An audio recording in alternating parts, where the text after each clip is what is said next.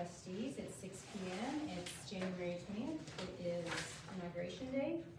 And we're in 2025. We made it into the new year. Okay, so we have our quorum. Everyone is present. And we're going to do the invocation first, followed by the pledge, which will be Lindsay and Logan Sherrard leading us in that. So as soon as the invocation is over, if y'all will come to the front and we'll do that. So Derek, if you wouldn't mind leading us in a prayer. Dear Lord, we thank you for this day. We thank you for this new year, new school year. God, so many blessings and so many things we have to be thankful for. Thank you for this group that is assembled here tonight. We pray for your guidance and direction throughout this meeting. Pray a special blessing on our faculty, staff, students, administrators, the whole team, Lord. I pray for blessings for them, guidance throughout this year, all the challenges that come our way. We know that all things work together for you, and to those that love you, Lord, we ask for your guidance and your strength throughout. In your name we pray. Amen. Amen. Thank you. Next, Logan and Lindsay are coming up. I might tell you that Logan has been accepted to Texas A&M University, Awesome. and Lindsay has been accepted to Texas University. So it's a house divided. I had one of them picked her out of school. Yes, she did. Yes, she did. All right. I pledge allegiance to the flag of the United States of America and to the republic for which it stands, one nation, under God, indivisible, with liberty and justice for all. Thank you all so much. Thank you both.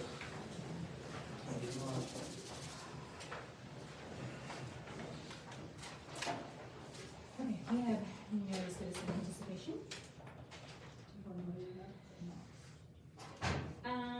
Sure. Why don't we move the discussion 6.2 item presentation of our audit report by Kevin Randolph to right now. Good evening, my name is Kevin Randolph, I'm with Haley. Our firm did the district's financial statement audit for the year ended August 31st, 2024. You have a copy of the audited financial statements in front of you. It's the thick spiral book. I think you also have a copy of the presentation I have. It's 9 pages long. I'm going to go through that presentation now. Be glad to answer any questions during or after. So y'all use, this is very comprehensive and we can dig through it at our lecture later on. This is what he's going to use right here to get through. That is a summary of the big spiral. Okay. First, I'll go over the audit opinion, which is on pages 2 to 5 of the spiral document. We issued an unmodified opinion on the district's financial statements this year. That's a clean opinion. That's the opinion that you want to get. It means that the district's financial statements were consistent with generally accepted accounting principles. And this year, we had no issues or findings. Management is responsible for the preparation and presentation of the financial statements, including internal controls over those financial statements. As an auditor, our job is to express an opinion on those financial statements. And again, we issued an unmodified opinion.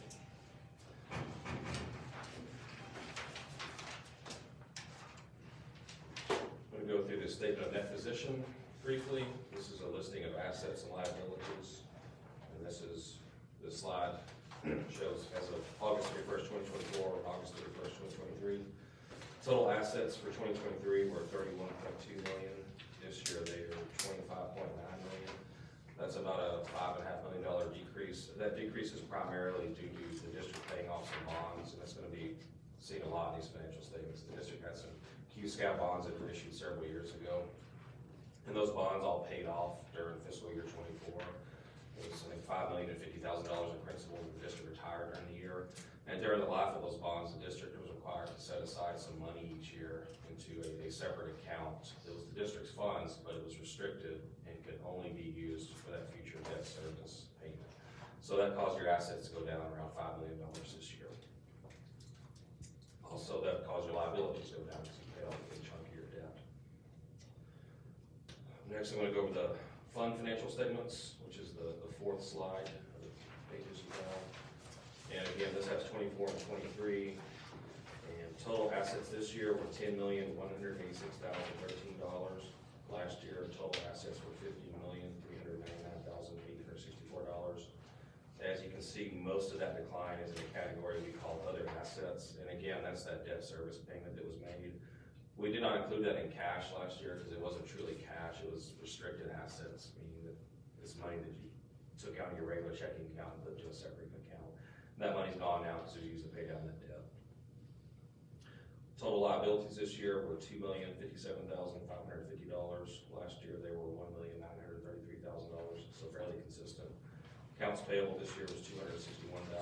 That's just amounts due to vendors that haven't been paid as of August 31st. Accrued wages was $407,000. That's the money our employees have earned that haven't been paid yet.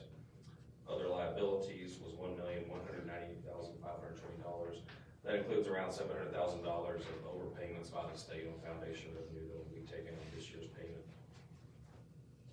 Deferred inflow of resources were $190,681. That's your net property taxes due, they're delinquent, haven't been paid yet. Under government accounting, you can't show that as revenue until you collect it, even though you're owed it. So once that gets paid, that becomes revenue, that liability goes away. If you net assets and liabilities, you're left with fund balance. Total fund balance this year was $8,128,458. Total fund balance last year was $13,466,713. Around a $5 million decrease, which is consistent with everything else, that was debt service fund balance of $5 million decrease due to that one-time large debt service payment of $5,050,000. Gonna go into fund balance a little more on the next page of those slides. Total fund balance, again, $8.1 million. That's made up of 4 different categories. Restricted fund balance is $170,978. Restricted fund balance means that fund balance is set aside for a specific purpose and can only be used for that purpose. And restricted fund balance consists of $6,515 in the district's child nutrition fund, can only be used for child nutrition purposes. The rest was $164,463, which is your debt service fund, which can only be used for future debt service payments. And you can see that the restricted fund balance decreased significantly from prior year, again, due to that $5 million payoff of bonds. Committed fund balance was fairly consistent year to year. It was $283,000 last year. It was $281,000 this year. And that includes $250,000 for future construction and $30,945 in campus activity funds. Committed fund balance means the district has just set that aside as discretion. It's not legally binding, it's just the district's best use of its funding. Assigned fund balance is also money the district has set aside at its discretion. It was $2,889, that's for the district shack. That leaves unassigned fund balance, which was $7,673,646. That's unassigned fund balance in the general fund, meaning it could be used for your ongoing obligations and it has no legal or district assigned commitments. I'm gonna go to the 6th page of the slides. This is revenue, and we break revenue up into 3 pieces. There's local, state, and federal. Revenue last year was $14,747,000. Revenue this year was $14,180,604. $4,830,000 of that was what we call local revenue, primarily going to be property taxes. It'll also be interest income and various miscellaneous revenues the district has, but that's primarily going to be property taxes plus a little bit of interest income. State revenue was $7.2 million last year. This year was $7,052,285. That's the state funding or foundation revenue, which is based primarily on attendance. Decreased slightly. Federal revenue was $2,863,783 last year. This year was $2,298,338, so that's around a $500,000 decrease. We expected that. A lot of the federal COVID or ESSER money has been winding down, so we expected to see that decrease. Most of that's going to be the 3 big federal programs out there, which is special education, Title I, and child nutrition. Special education being really large here because of the special ed co-op that funds through the district. 7th page of the slides is expenditures. Last year expenditures were $13,785,000. This year they are $19,525,000. That's a large increase, but you can see that increase is specifically in the debt service, which last year was $297,000. This year was $5.4 million. Same thing, it's that $5 million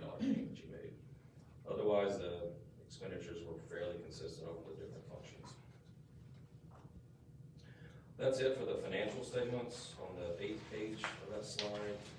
We'll talk briefly about the single audit. Since the district spends more than $750,000 of federal funding, we're required to do a separate compliance audit for federal programs. We don't look at every federal program. We have a risk-based approach. We take a sample of programs and we look at both your procedures, internal controls over that compliance, and actual compliance itself. I mean, did you take that federal money and did you spend it only on what you can spend it on? This year, the program we looked at was special education, so we picked a sample of transactions. We made sure the district complied with the requirements under that federal program. And we also looked at the internal controls and processes over that. And similar to the financial statement audit, we had no findings on the compliance audit, so a good clean audit. That's all I have. I'd be glad to answer any questions. I would like to commend the district for their preparation and persistence.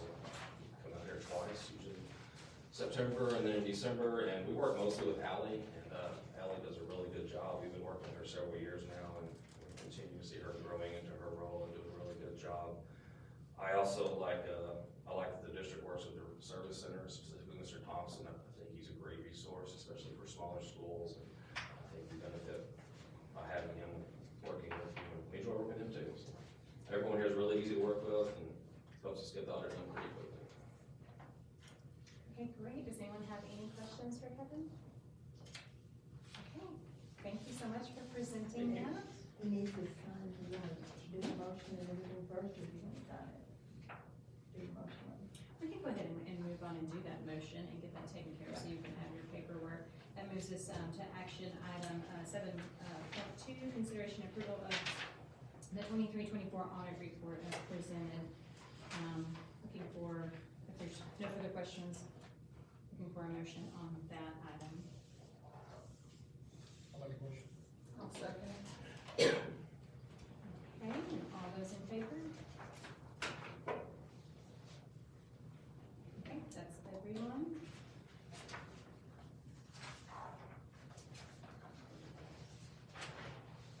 Do Sign I that.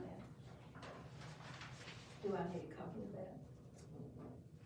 If you want it. Wouldn't hurt, maybe. I happen to have two copies, but I'm just kidding. Always prepared. Here we go. Anything else? Thank you, sir. Well, thank you so much for all your hard work and for coming and presenting to us. Thank you. Y'all have a good evening. Thank you. Thank you, Dr. Maribel. And you each have a big copy in your file. And even if you didn't ask questions tonight, you can always ask future questions as you're digging through that. Fun reading. Okay, we'll move on to, back up to the top to number 4.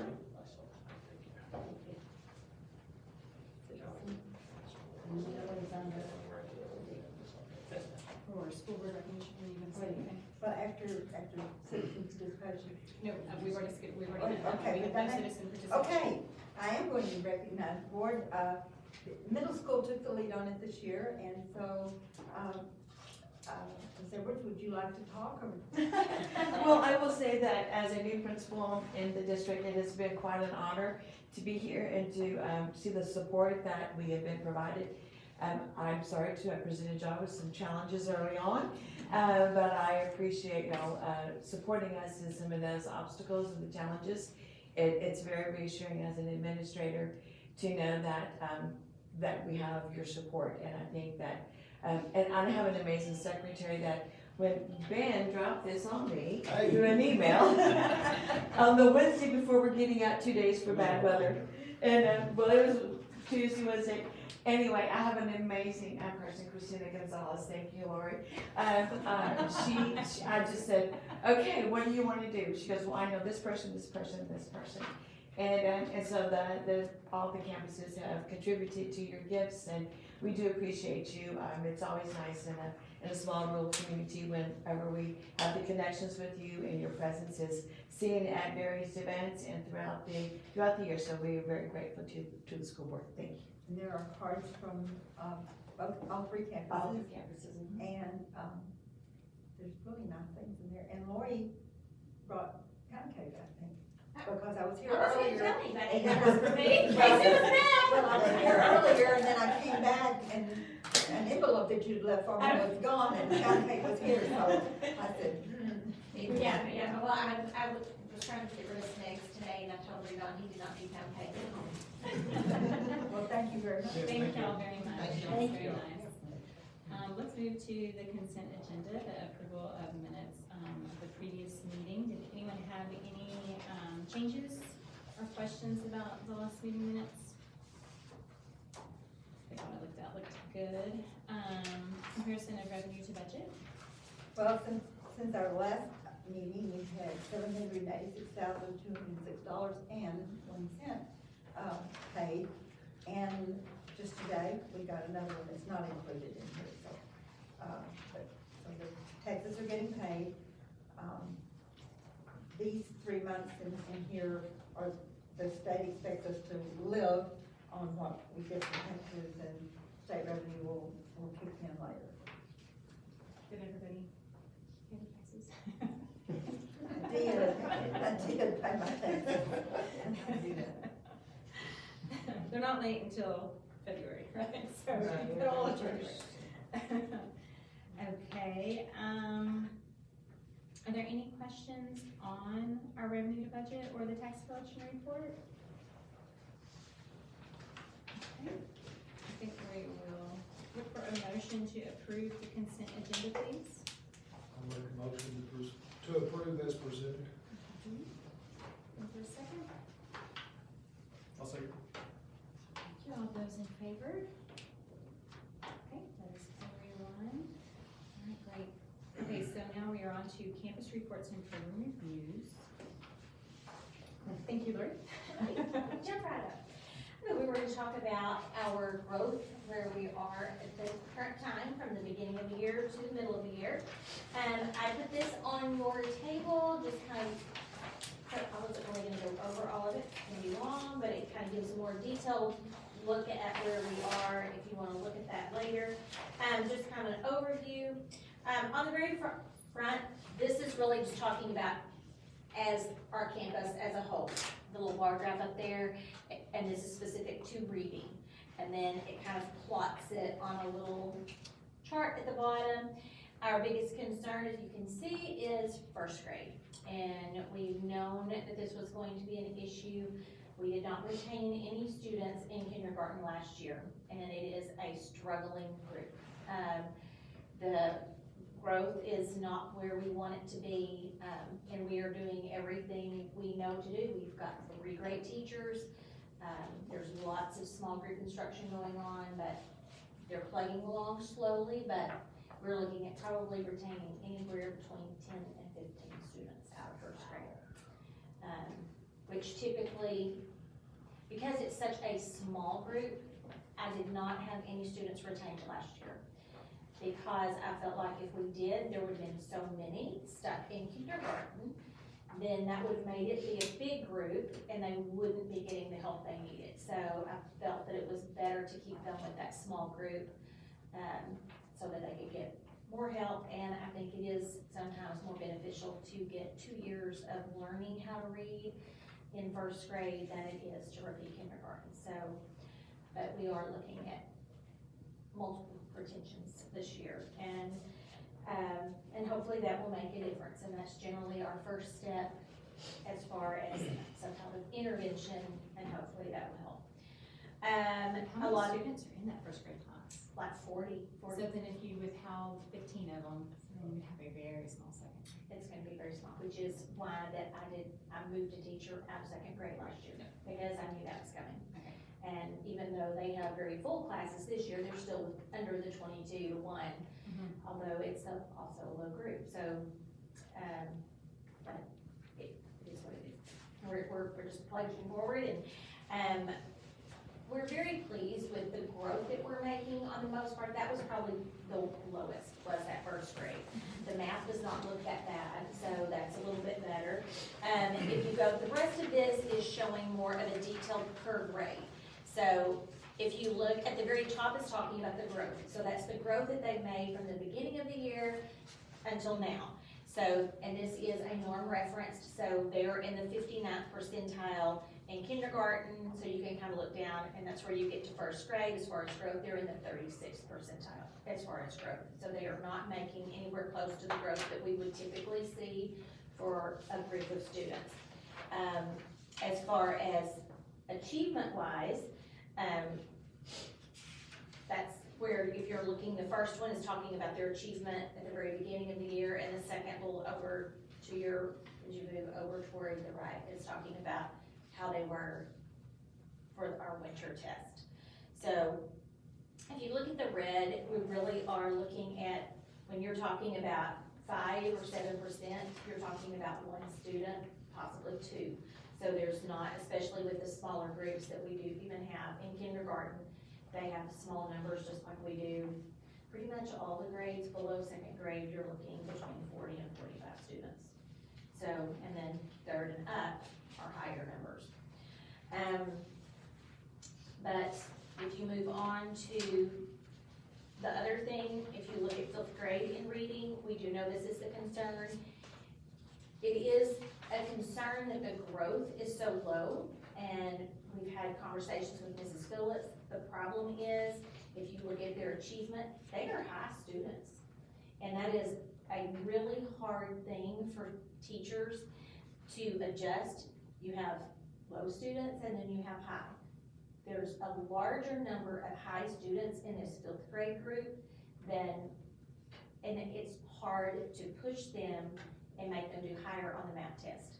And because a lot of it, it may be 7th grade concepts that they're expecting them to know, because it's not just simple comprehension. There's other things on there that they're expecting to know, and having the time to pull those students to meet those needs are very challenging. So Mrs. Phillips and I have visited, and I think she's going to work on basically just trying to make the class as a whole more challenging, and then trying to meet the needs of the lower students in a smaller group setting. So hopefully that will make a difference on the growth there. But again, the good news is they are higher achievers. These are not students that we're worried that will not do well on their STAR assessment. They just aren't making math growth the way that we would like to see. If then if you scroll, when you get to the next little chart, that is talking about math. And so as we look at our math, our lowest area there is 2nd grade. Again, when you look back at 1st grade, they've really made huge growth, and so we're very pleased with the math part. And our science is great. We're very pleased with our science, and I think a lot of that, especially with the growth, has to do with their change in their curriculum. When they get to 5th grade, they have a very large hunk of science time, whereas when they're in the lower grades, they really have 30 minutes of science, so that helps a lot in getting them ready for the STAR assessment. And language arts, their grade is something that we're really working on. Again, higher students, they just need challenged more. And so I think we'll see the growth go up there as we move closer to the end of the year. And that's also one of those that, you think writing, you think they're learning just about having to edit and writing a paper. There's so much vocabulary on there that students have no exposure to. That's not part of their TEKS. And so it's finding that time. When do I teach those things above in a higher level? So Mrs. Downs does try to address a lot of that in her class, but with so many subjects, that's very challenging to do as well. So, but anyway, and we've had a lot of move-ins as well, and I would say probably this year we will add at least 10 students to special ed. So, we had a large family moved in, and they're all, as far as achievement, they're in most of them in the 1st percentile. So, we're addressing a lot of issues with homeschooling that has occurred, and then they're moving here and enrolling their students, and it's just a big challenge, but I've got great teachers, and they're tackling it and doing the very best they can every day. So anyway, happy School Board Appreciation. We do appreciate y'all, so thank y'all for being here. We haven't heard a whole lot about the STAR test lately, has it? Are we thinking it's pretty much the same that they set out last year? We're gonna get it Right now. the same Right again? now. Okay, well, they would have already made that announcement, right? So, I mean, Yeah. at Yeah, least yeah, for this year's testing. Yes, Okay. but who knows what the next year will bring. They're in session. Something better? We can tell you, we can tell you they're in session. Go ahead, Kathy, sorry. I have the same documents as Laura, but I apologize, I did not make copies. But we did for the most part, we did all of our testing prior to the Christmas break so that they wouldn't lose that information over the 2 weeks. Our 8th grade social studies, she did give hers after the Christmas break. And because hers is on the map, she has to go through the region to have them build a social studies test. And a little bit of growth there. The students are struggling with some of the concepts in our 8th grade social studies.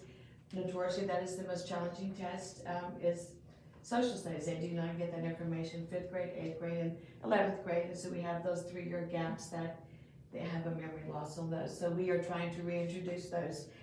We do know that our 6th grade math was the one that, like Lori said, our growth is not distributed the way that we would like it to do, but our achievement is showing really good. So we know that those are the areas. The teachers are excellent at going back and pulling the data, and they align another program called iExcel up, and that's where they try to close those gaps when they identify this area to come back and build this skill.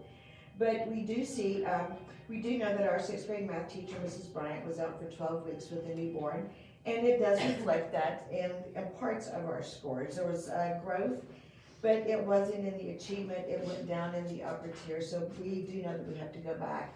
That advanced math class is over half of our 6th grade class. There's 46 students and we have 25 students in there.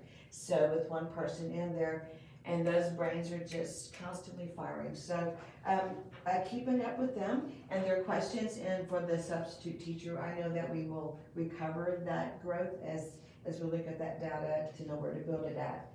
But for the most part, going into the classrooms, our growth does reflect that. We are steady across the board. The most of our growth is at over the 80 percentile. So we are on track for doing very well on the STAR test. Well, the data says we are, but the kids will make that decision when they sit down and take the test. Ultimately, it's their decision. We do our best to provide them with everything. Watching the classrooms, it's good to see what they're doing. Sometimes Ben and I, we've talked about the programs. You know, we're old school teachers, we have the books, we like this here, but our generation of students coming up are not like us. Their learning is with digital. And to watch what our teachers use this for is a reflection on their test results, on their achievement results. So we are on track to, if you compare, I think, Kenzie, you did a good comparison between last year and this year of where your class was at, and there was a good growth, like a 5% growth in comparison to what reading, 8th grade reading did last year to where they're on track for this year. So we feel very solid in what we're doing. We utilize our time very well. Sometimes people think that we play too much, but there's education and play. It gives the brains time to unwind, relax, and come back in and get that energy out in a positive way instead of in a classroom setting. But I think that what we have seen is that our students are learning. Our attendance needs to get a little bit better. We've had a challenge since we've returned from Christmas break. We've had a lot of illnesses and sicknesses going around. I do want to commend, we have students who will be out. And I want to commend Ansel because he's like, I've got my Chromebook, I'm ready to go, I've got my programs uploaded. So even though our students will be in and out quite a bit, we do appreciate those that are taking the work with them to continue the growth. So we will monitor those students as well, so that while they're losing the classroom instruction, they're staying on task with meeting the growth. But I feel pretty confident in what we're doing on our campus, and that hopefully that we will see these same positive results in May. Any questions? I didn't provide you all this. If you want a copy, I can send it to you by email if you would like. Would anybody like one? We can send it. Would you like one? Okay, we'll take that for you.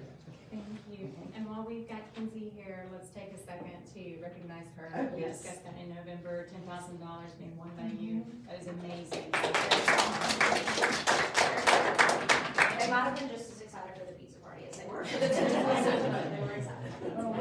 appreciate you making the effort to leave and get that, because it was there and you took advantage of it, so thank you so much. What are some of the things that you? The kids are wanting to do some off-campus learning for sure, so we're looking at doing some of that.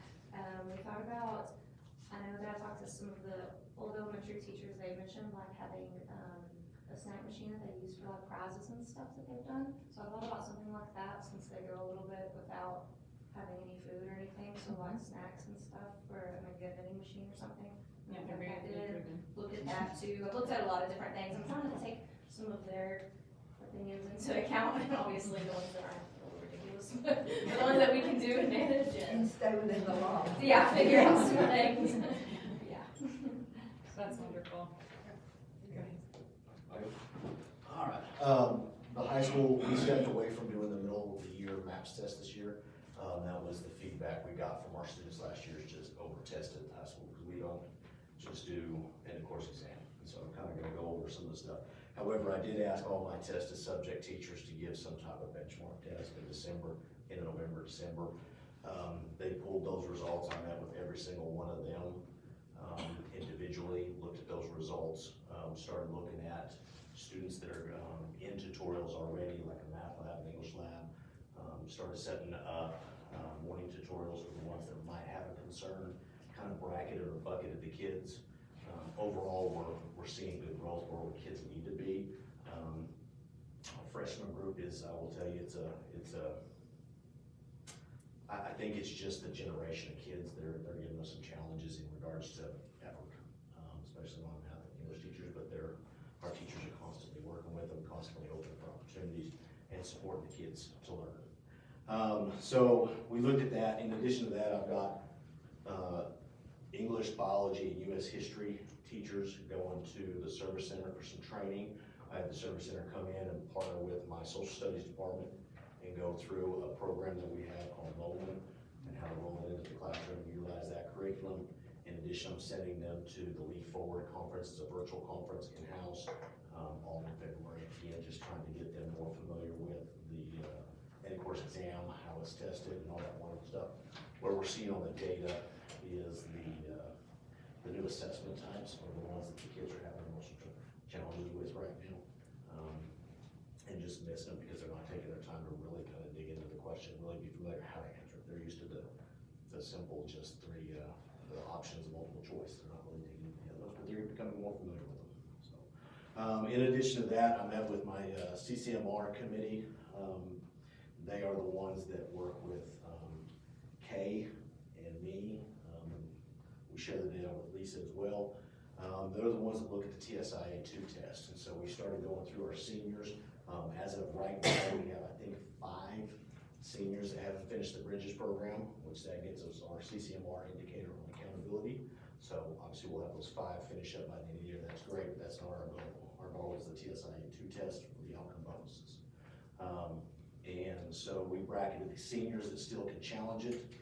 We pull all those teachers together, we have a conversation, we go one by one. Went through all the seniors, all the juniors, assigned them when they're gonna test, are they ready to test, are we testing them later in the spring?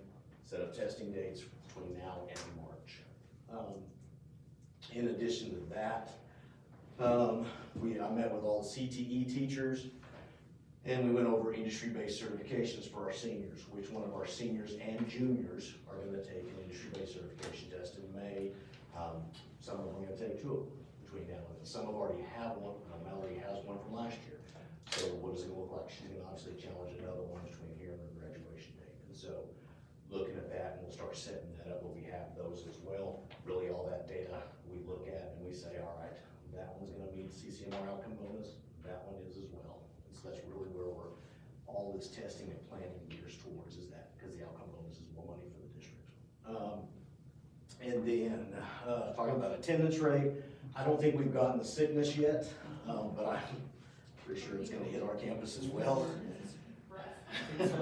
So we are actually up 0.91% year on the date. So just under 1% year to date, which is fantastic. One of the things me and Mr. Miller have been talking about is how do we help, and I've kind of had the conversation with Kathy as well. We want our kids to be active.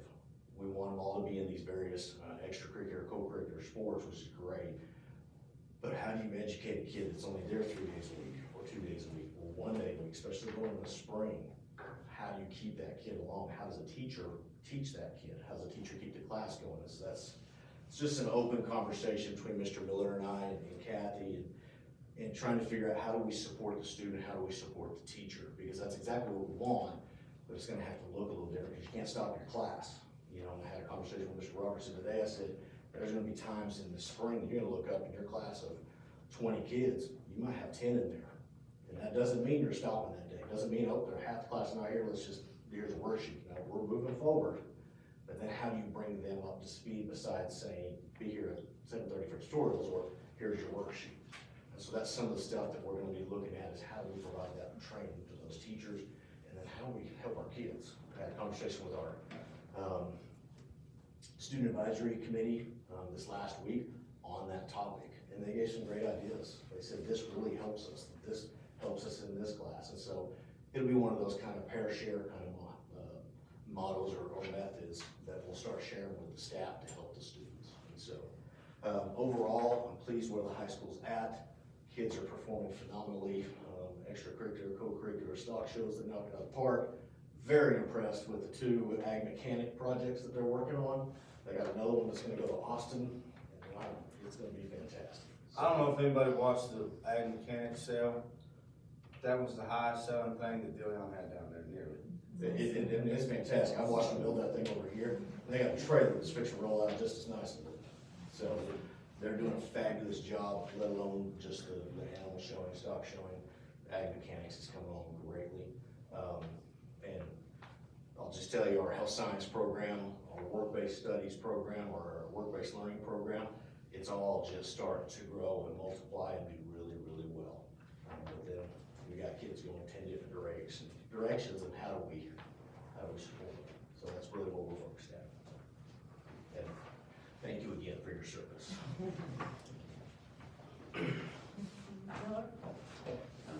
On the safety portion, I just wanted to say that our emergency operation plans and our cybersecurity plans have been accepted by the Texas School Safety Center. They had sent them back in December. They had 9 deficiencies on it, but the deficiencies were wet signature, where it wasn't properly signed, it was computer signed, but not handwritten with an ink pen. I left out a word substitutes in the 38-page document. I left out the word substitute.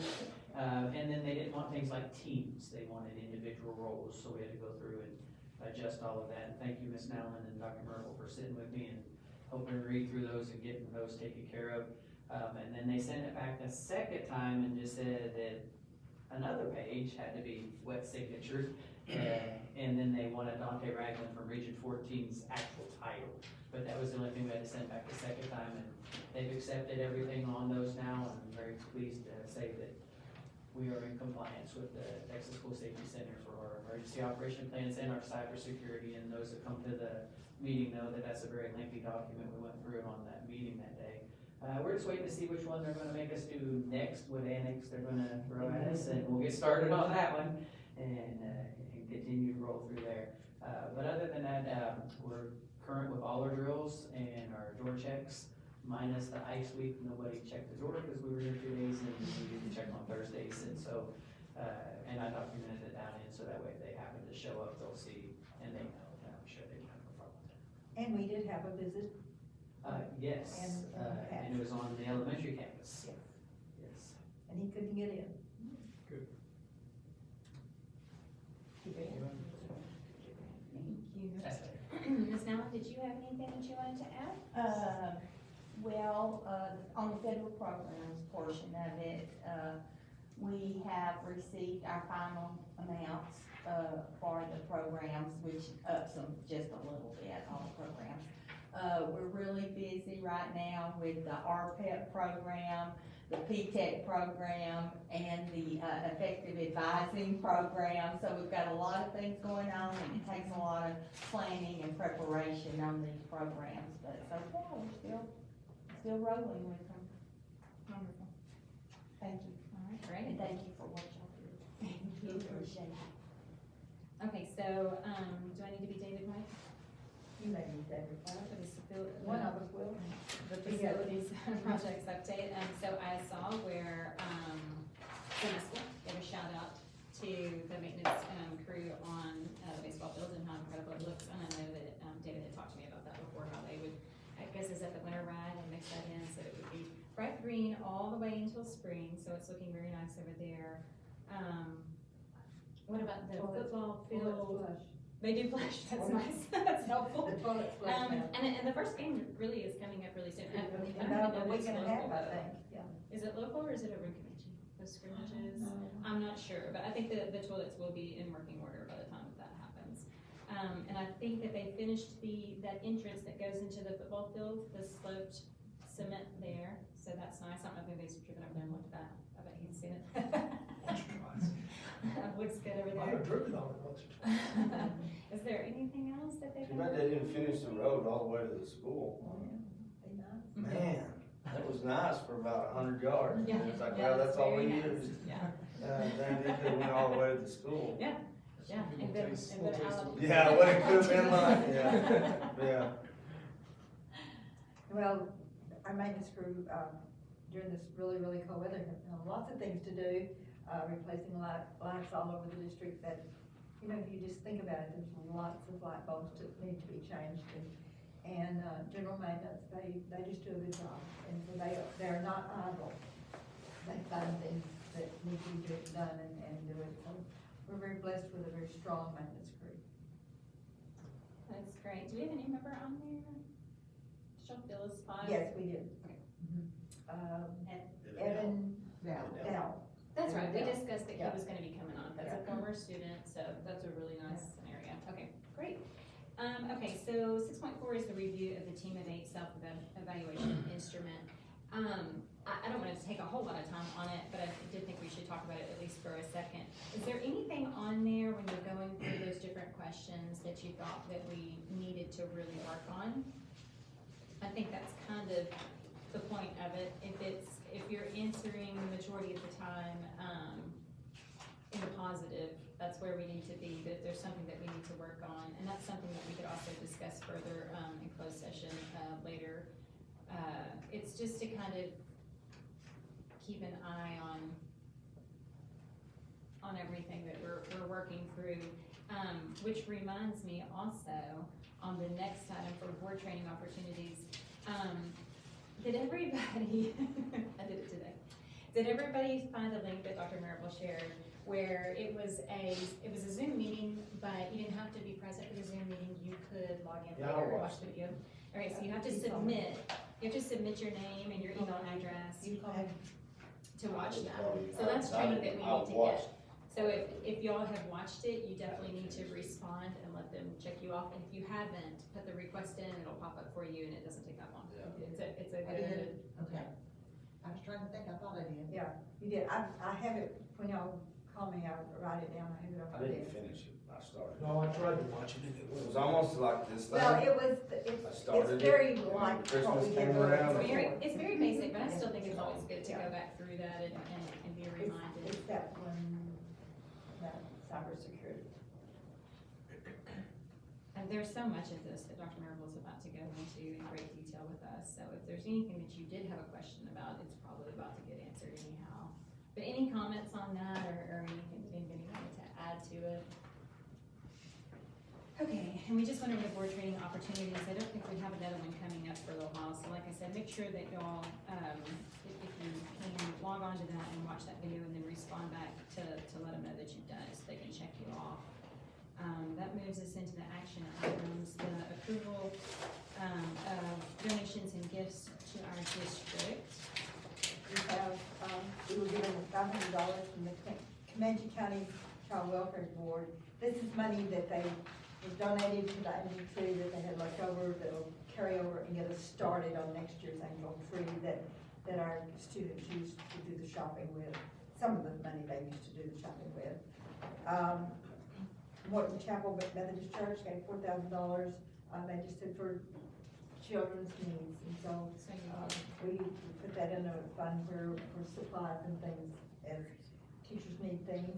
And Bobby Schulman, who is so loyal, calls every once in a while and says, I want to send some money over for the shack committee. And we use that money for specific, families in need, children in need where there's been a fire or, some kind of emergency. And so, those three, I would ask you to approve those. I'll make a motion. Go ahead. I'll second. Okay, thank y'all. All those in favor? Okay, let's talk about the statement of assurance. This is something we do once a year, just to, it's a matter of, we have to have it on record that it's come before the board, that we have a district-wide salary schedule, and we do. A written policy to ensure the equivalence among campuses. We do that with district and campus plans, and a written policy to ensure the equivalence among campuses and, in budgeting. And we do that, and later on, you'll be asked to do approve the budget, calendar. And we do that, on a regular basis. And, Mr. Thompson comes and sits with our principals, and they do a wish list, and then they do a needs list, and then they kind of combine those two, and this is what you get list, I guess. But, I think it's a good way. It gives them some time. We do it once when they still have a little money left in this year's budget, and they are figuring out how they're gonna use that, and they can get things done. And then we'll do, after that budget is pretty much depleted, and this is what you're going to get. And so, works very well, and our principals and administrators all come and have their say. Okay, so we're looking for a motion on that item, the approval of the statement of assurance as presented there in your notes. I'll make a motion to approve the statement of assurance. I'll second. Okay, all those in favor? Everyone? Okay, we're gonna take up my pen. Your pen? This one right now. I brought one, thank you very much, I brought one, just put it over there by the drink thing. Okay, so let's move on to consideration approval of, the 25-26 planning and budget calendar. Referring to, One of the most difficult things I do every year is when I start trying to tie 25, 26, because it just seems like we haven't finished this year yet. But this is very similar, to years in the past. We'll start in January, looking at our budget, principals will look at it. Then in February, at our board meeting in February, we do need this year to, I think, look at our goals more, because we've been kind of locked in with the goals that the state required us to do several years ago, which was even before COVID. And so I'd like for us to look at our goals this year at the February board meeting, which is next month. And then you can see the schedule from then on. are those gonna be for another 3-year period, or was that just a state requirement? That was a state requirement, and I have not heard that that's going to happen again. And like I say, the legislature is in session. Okay. And so, I think that came from a legislative session, that they had to do that. Does anybody have any questions about this, planning and budget calendar that's set out here? I think it's very similar to what we've seen in the past. Almost identical. Okay. Looking for a motion, to approve the 25-26 planning and budget calendar. I'll make a motion. Is that Rachel? Yes, ma'am. Okay, looking for a second. Derek, and all those in favor? That is everyone. Okay, and then let's talk about this nursing science program. So I ask, in the past, we've come to y'all with some innovative courses, nursing science, we have, students are having the opportunity to actually get their CNA certification. We have a handful that are challenging, one through the service center, and then a handful that, Mr. Jordan is kind of partnering with various, health organizations here in town to get them through their CNA certification. I'm gonna ask that you guys approve the science of nursing course, which is an innovative course. It's a state-approved course. They've got curriculum. It's just an innovative course, and it requires a board to approve it. You guys have approved several of these in the past. This is the course that our kids are gonna do some of that CNA work in. So, I just added that program is continuously evolving and expanding, and this just adds another course that our kids can take. It's an additional, not a replacement. No, it's an additional, it's an additional. Mr. Jordan teach this? My gosh, I think this is fantastic. Yes. The more we have, the better. Second. Jerry and Rachel, all those in favor? Okay, that's it, everybody. All right, that leads us to personnel items. I think, I would like to go on into executive session if we can on the personal. I think we'll manage all that in closed session, so I don't think there's any reason for anybody to stick around any further. Let's see, what time is it for the, 6:49, 6:49? 6:15. No, precision. it says here 6:49.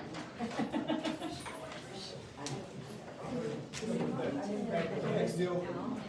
Next deal, I do some judging and state fair. I think